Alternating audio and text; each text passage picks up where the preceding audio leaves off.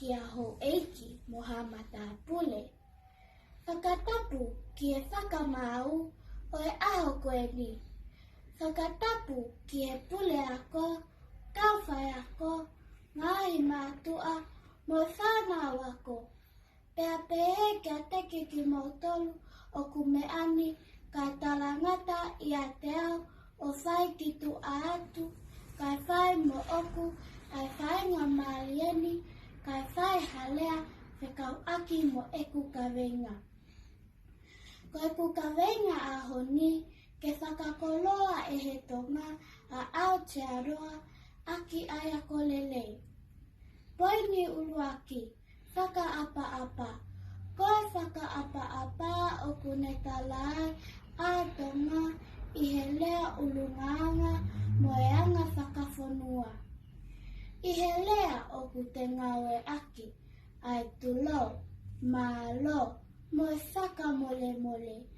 Pea o kune talai ai ako lelei ai tonga. Koe whakaapa-apa o kune talai ai mahu inga mo e tuunga o e tonga. O ku iai ho tau tui, ho eiki mo e kakai. O ku makatuunga me iai a e tau nofo vevei tokai aki, koe uhi koe takitaha i lohono laini. Koe mea pe ia he i kai whai ai hawhe i te itani, koe i lo i ehe si i ene kihi. Pea koe ola ia o e ako lelei, koe kalaisi he mo ui. Whakamooni me iai ai i piseli, e wheso waheono vesi ua. Whakaapa-apa ki ho o tamai, mo ho o whae, koe uloa ki whekauia, o kui ai hono tala ofa. Ka ke monu ia, pea ke nofo fuoloa i mamaini. Poini ua, talangofua. Koe talangofua ke tuku ho tau loto, kai whai whinangalo o o tua. Koe talangofua, o kumonu ia ia, hake i he makakoloa.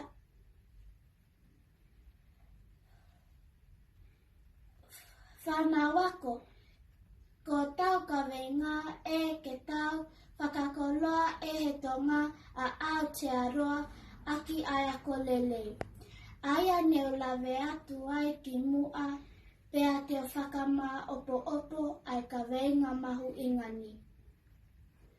Whanau ako, te whai hoku lelei taha, pea nou taha, ka pau oku ke ofa, ki ho api, ki ho o mātua. Ki ho o api masiva, pe ke ola, pe tene whakaloto lahi koe, pea moa, ke ako mālohi, ke mau haola. Lewe e malanga kau tatau atu.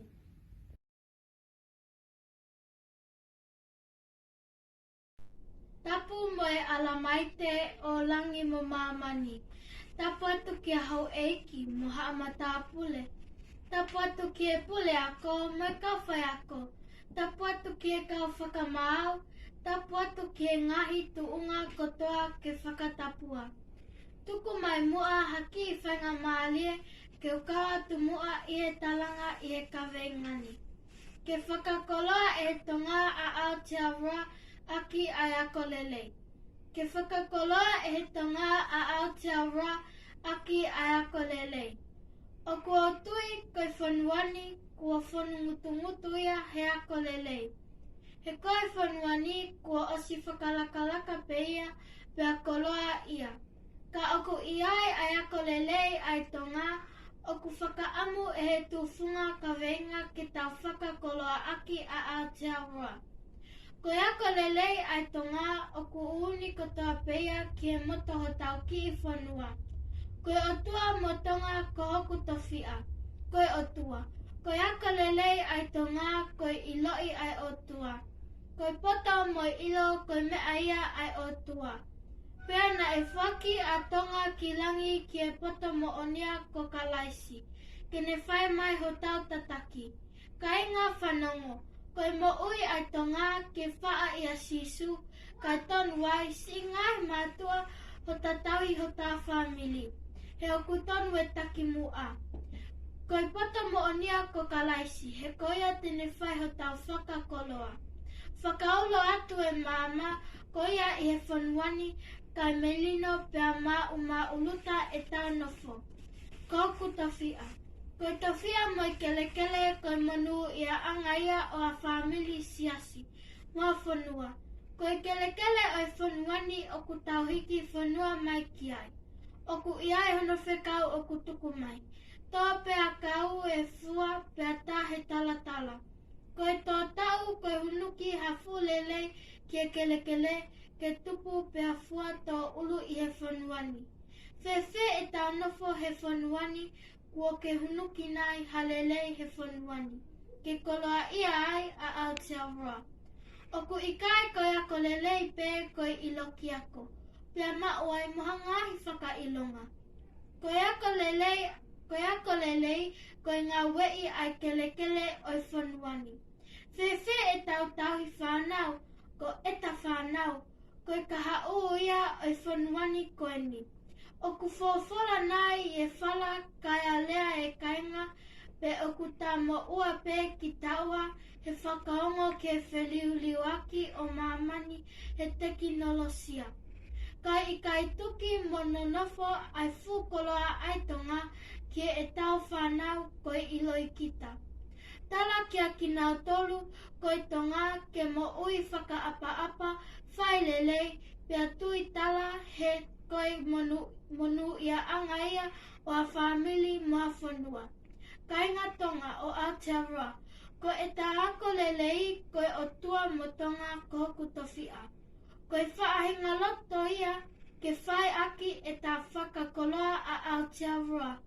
Taui ki e o tua pea hunuki halelei he whanuani. Kai lau mā kona ai whai wholau o ku tau whai.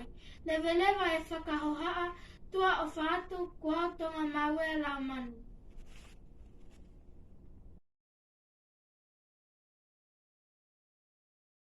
Ke whakakora e tonga a Aotearoa aki ai ako lelei. Tapu ke takawhalu o e kilukilua ko e au niu o e tau kakapa. Tapu ke haa whakaoluga o e lotu. Tapu ke pule ako mo e kawhai ako o kumea mai. Tapu ke mātua tauhi whādau. Tapu ke sola mo e wulangi o ku tau whakatahani. Pea tapu ke ka ngā toho palau i he malae o e ako. Tūlau mo haa wawanga mo haa punake he whai watala. Pea ofa ke ngofua, pea ofa ke ata, ka lawe atu ke ka venga mo hono mahu inga.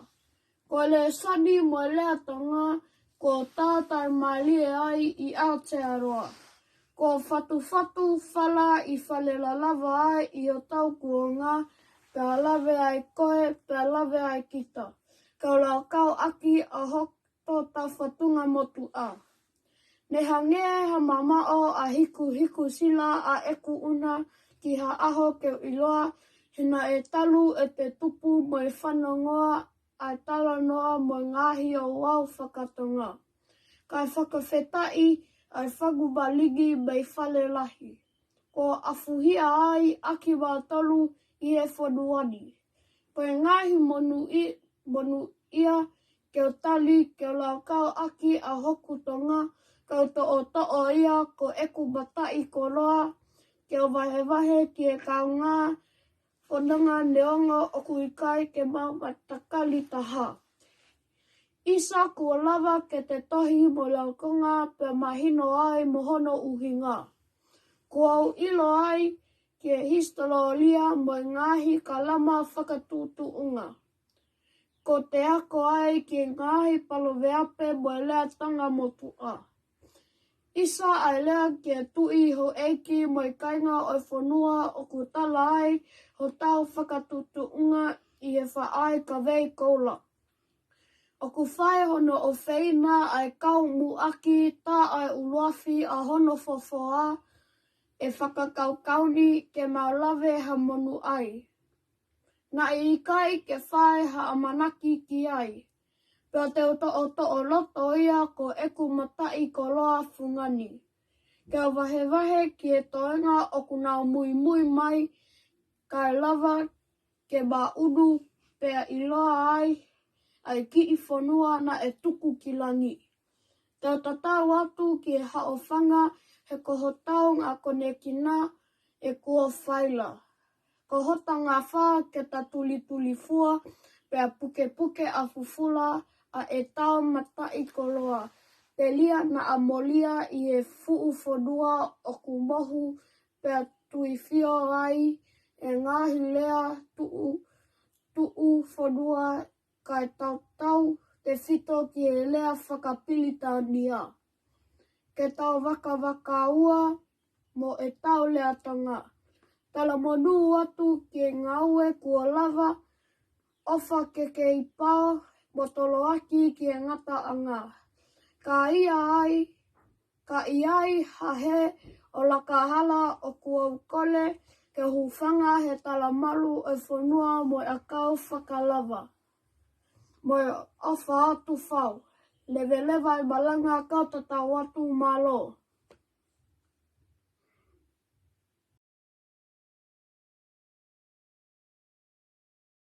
Tapu mo e uni walu o taimi mo I tāniti. Koe alifa mo o meka o e univesi. Tapu ki he whakaafi whakarangirangi o e aho. Tapu ki he pole ako kai umaa ai kau whai ako mo e whanau ako. Pea pehe whoki ki he kau tauhi whanau. Kai ata ki o whakatau lama atu hoku whatongia lea. Koe ka veinga pesia te whalao e whai me iai ai whakahohaa o ku pehe hono whakalea. Ki whakakoloa e he tonga a Aotearoa aki ai ako lelei. O kua ukole ke hufanga atu he tala malu o e whanua mo e ako. Kai ata ki o tā sivi atu I he kano kato oi ka veinga leani. He kua iai hamakatu unga e whai me iai e kulea. Uluaki, koe koloa mahu inga taha o ha whanua. Ua, koe uluaki api ako mahu inga taha o ha whanua. Tolu, koe talafa unga maalohi o e ola lele ai ako ai tonga. Pea kohono wha koe mahu inga o e ola lele ai ako ai tonga. Koe tui ai whakahoa ani, koe tangata mo whewhine, koe koloa mahu inga taha ia na e whakatupu ehe o tuaki he mamani ko eni. O whakakoloa ha whanua. E whai ehe kakai kua nā nofo I he whanua. Io, koe anau me lea ia o e ka veinga leani. Ke whakakoloa e tangata ko tuope o ku nā nofo I Aotearoa ai whanuani. Ka tonu ai ka mataanga e tonu ai pe mo I kuanga mo I ka hau whoki. Koe tuia ai tonga ko api ai uluaki api ako mahu inga taha he koe tamai mo whae koe uluaki api whae ako ia ki mua pea ke toki huki a ngahi api ako kehe. He koe tamai mo whae tēnā toki a koe ai ulunganga whakaapa mo I tuku whakaholo. Koe talafa onga maalohi o e ako lele ai tonga. Na e whatu mo lalanga ai mo ui aki ai whaa I ka veikola whaka ununganga ai ia koe whaka apa tau hiwa mamahi I mea pea mo e lototo. Ka alu whakataha ai ngāhi tau mua ako ko eni e malawa e pe ehe tonga kene mau ai ola lele ai ako o whakakoloa aki a Aotearoa. He koa iai hakakai tonga kua nā wau ki ha ngāhi tuunga mā o lunga he whanuani. Pea ko uho uia o e ka veinga leani. Ke whakakoloa e tangata, ke whakakoloa e he tonga a Aotearoa aki ai ako lele. Lewa ai whakahoha a kau to tā watu ko ausiosi ana o walata mawhileo.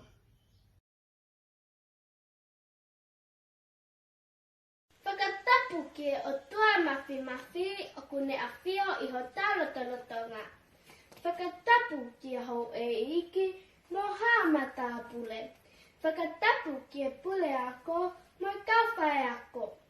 Whakatapu ki tauhi whanau Pea ki ha sola mo hapulangi o ki o tau haawhangani.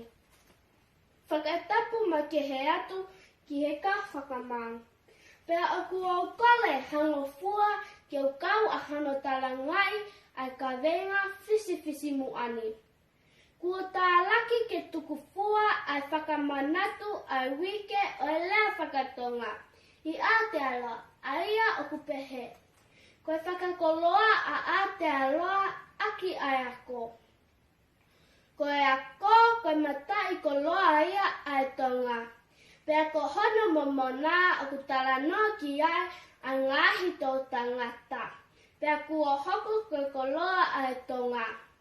Ko hono au ngana e makatuunga ai kumi whanua ki Aotearoa.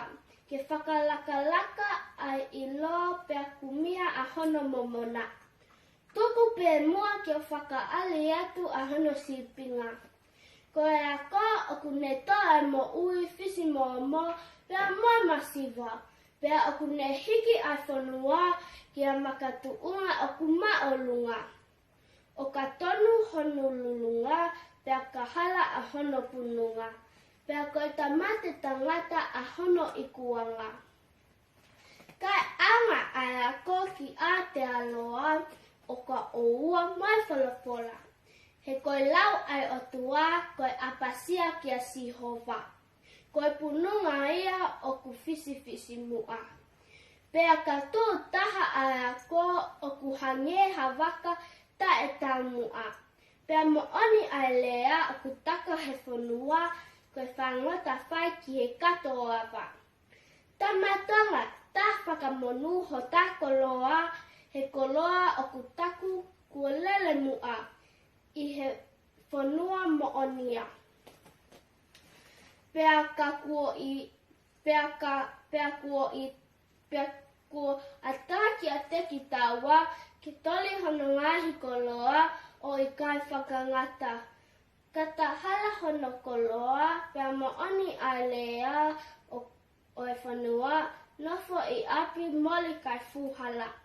Pea ka kua i ai halea kua tō ki tua, tuku ki o kuwhanga he fuka o ku keivilingia. Lewelewa i malanga kau tatau atu.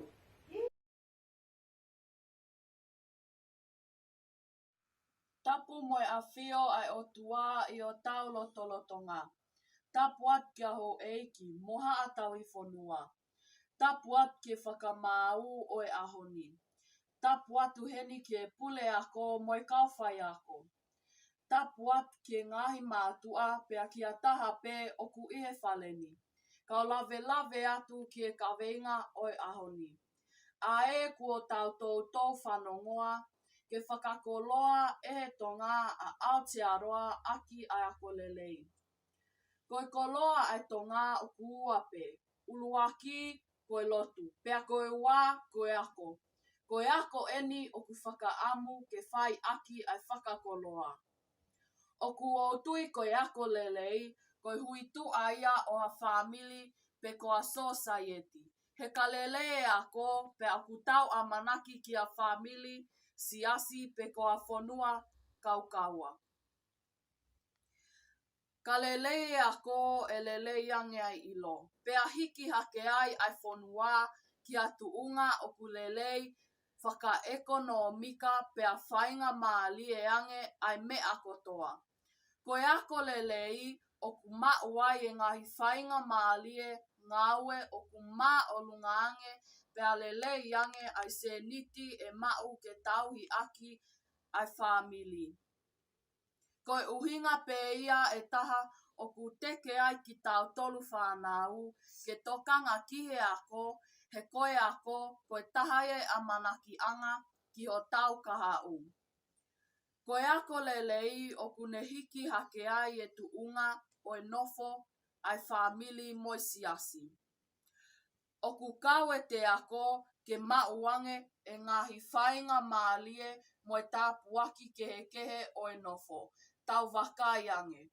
Kia ki nau tolu o ku mau e ngawe maa o lunga, pe ako ki nau tolu o ku nofo pe i api, moli kai fuhala o ku nau fua ai kanonga tā maki o e ngawe uli o e whanua.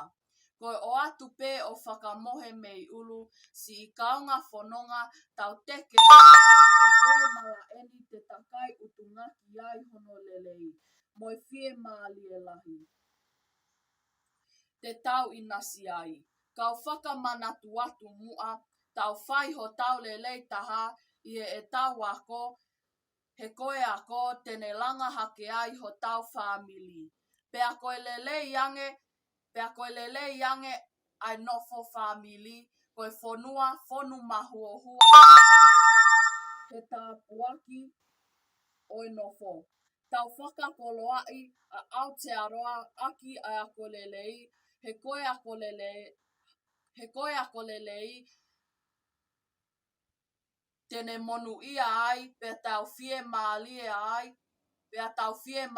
ai, whakakoloa a Aotearoa aki ai ako lelei. Tua o whaatu malo au pito te wilahala tanu.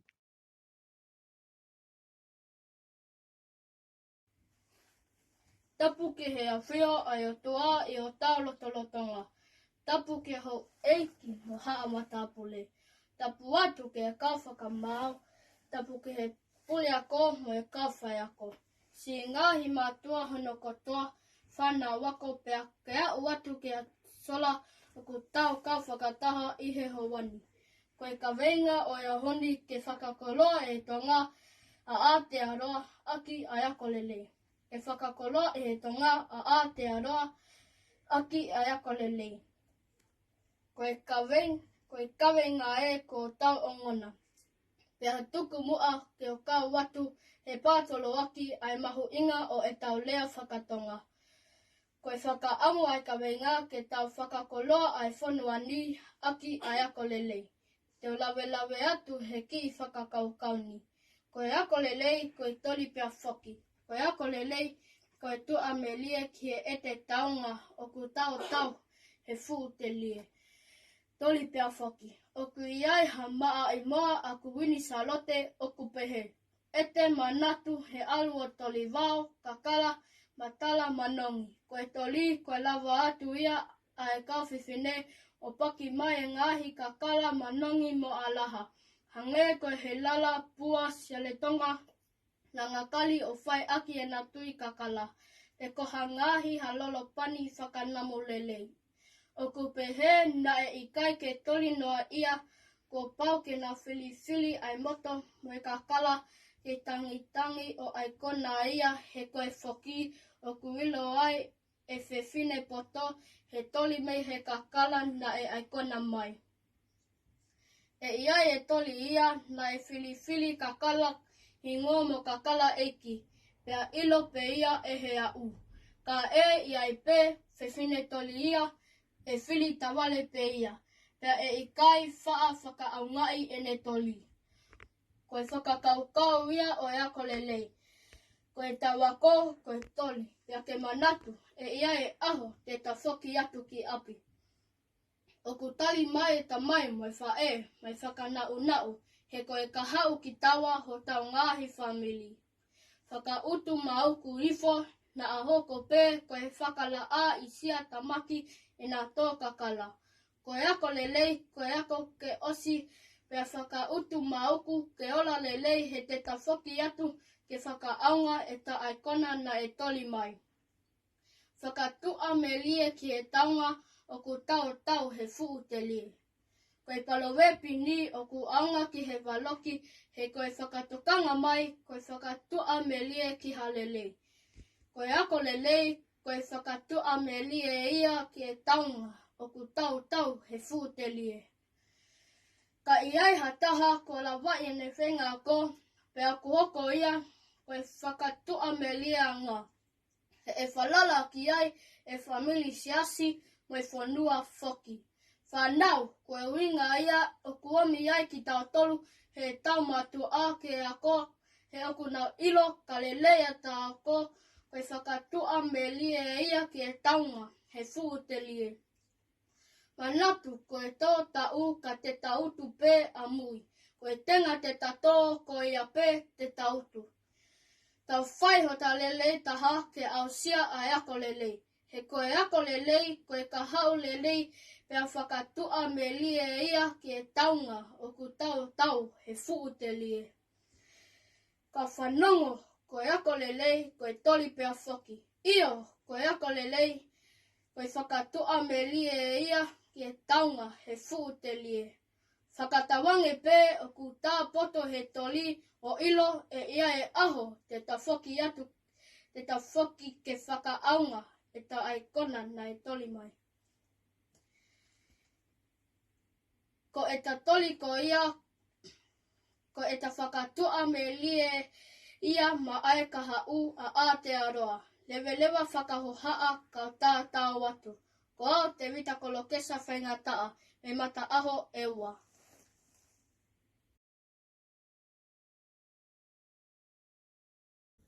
Tapu pea moe a whio, ai tae ha mai I o tā lotolotonga.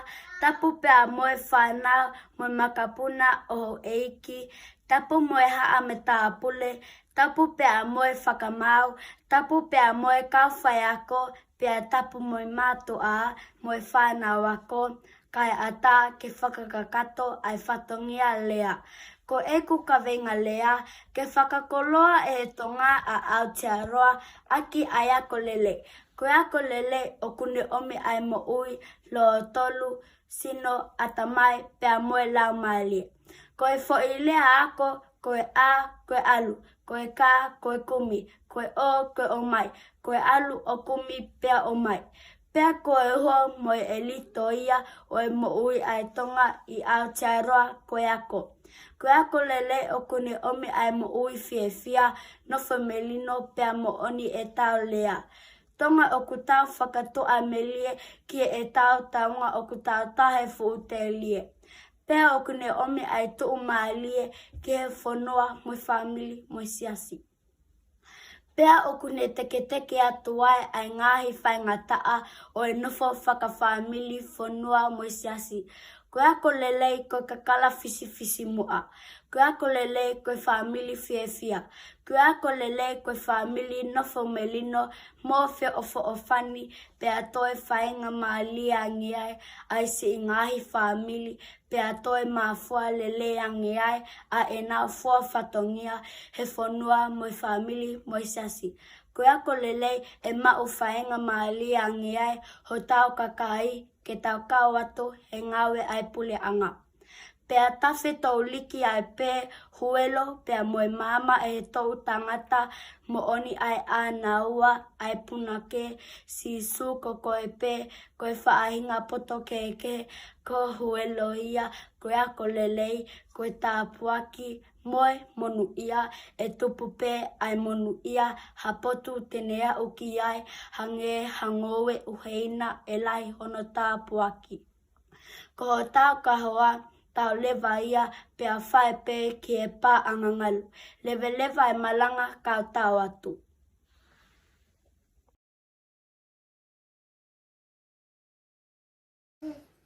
Ke whakakoloa e he tonga a Aotearoa aki ai ako lelei. Tapu ki e tokai maananga o taimi mo I tā niti.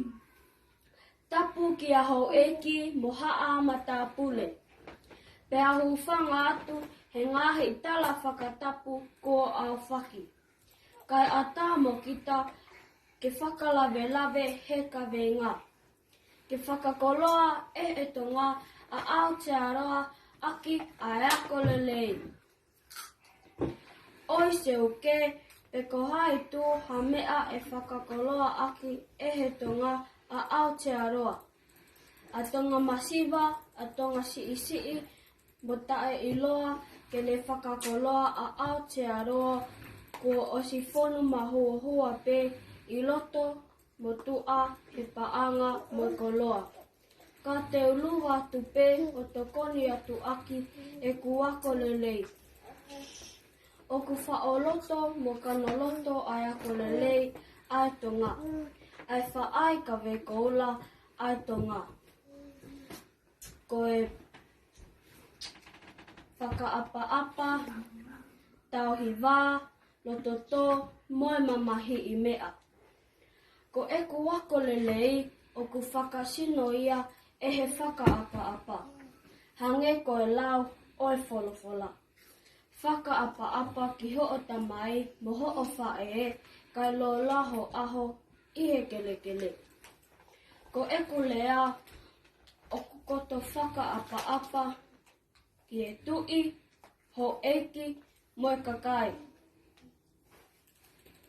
Ko eku te unga o ku whungani ta o wala ke whakahaai ai loto whakaapa-apa.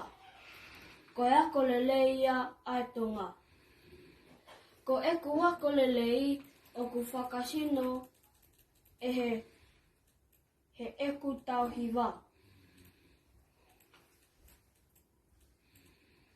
Io, o kua teu haki i umu pe au alu atu ke ave, ko hae haki i haunga.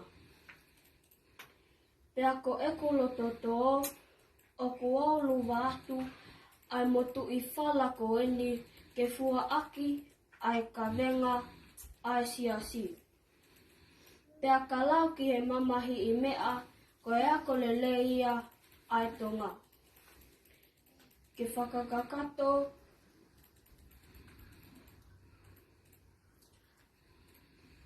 Aotearoa, ko eku ko loa kano katoeni. O kuo a mo eku whakaamu ke whakakoloa aki. Ko neongo kuo ke osi whono mahua pe he ako whakaatamai. Ko eku wako lelei o ku whakasino ia e he whakaapa-apa, tauhi wā, lototo, moi mamahi i mea. Whakakoloa aki ia e tau no fo. Pea koe ki i kuku ia mei he fo i piliote. Ai koloa. Koe otu motu anga ofa. Ke whakakoloa e he tonga a Aotearoa aki a eako lelei. O ku te tua o whaatu ma lo au pito soare latu me rungo teme.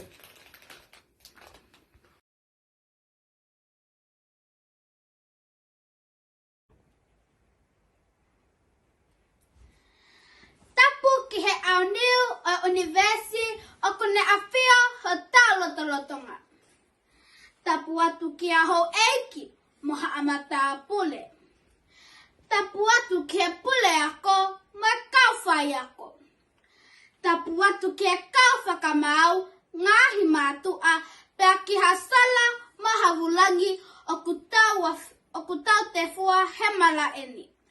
Kai ata ke whakakakato e whatongia lea oi ahoni. Ka whewhe whakahoha a leani mo oni pē tau lea si i pē lele ai kai haa kai whaipe. Ko ngi e mei tau mua mo hano tala. Whakakoloa a Aotearoa aki ai ako lelei.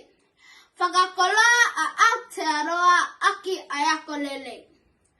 Koe lea whakakoloa, koe lea o kumelie ke tau whanongo ki ai. He koe whakakoloa, koe uuni lelei o ku whakainasi aki hataha, pea koe whakaamuia oi leani.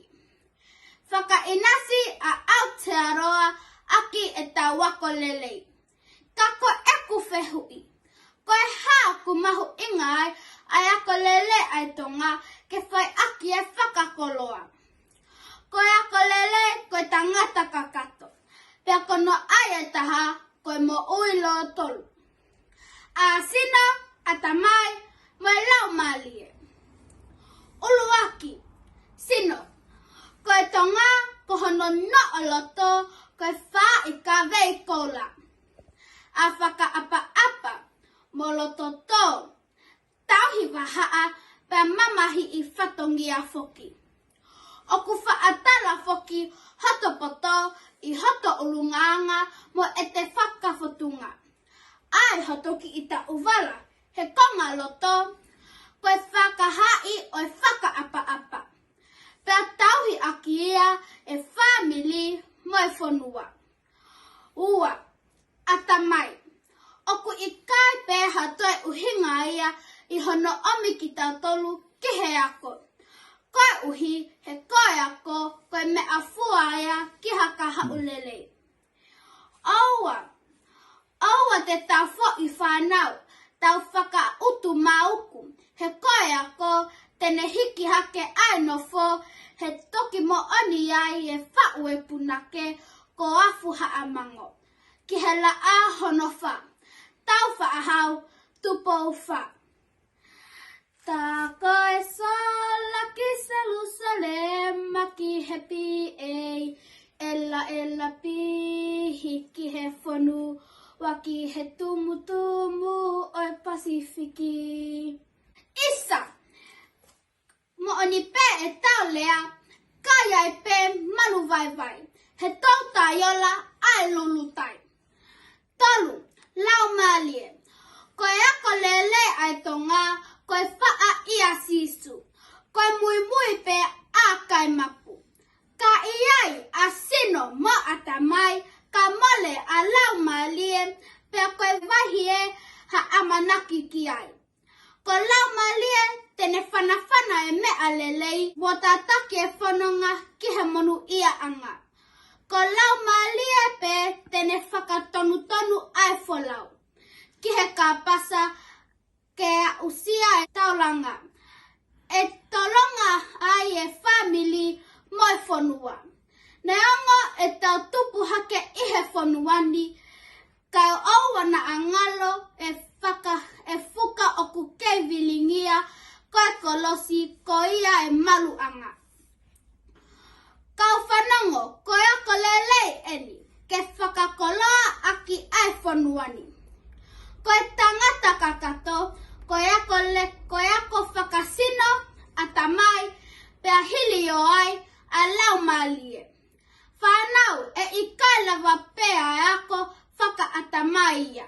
Pea koe ngima malohi ki whataki koe. Ka kua paupe ke na wo whakataha ka ngā holo e tā nofo he whonuani.